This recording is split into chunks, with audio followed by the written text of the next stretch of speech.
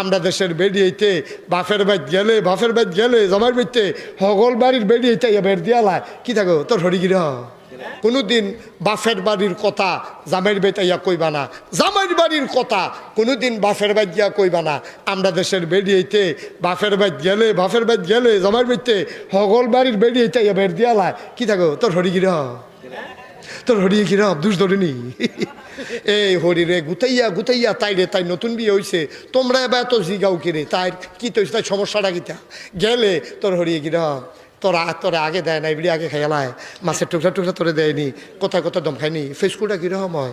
এই আলাপ চলতে আছে, গুতাইয়া হরিডারে এই বউডার কাছে খারাপ বানাইলা না মা, এটা উচিত না, তাই সংসার করতে আছে।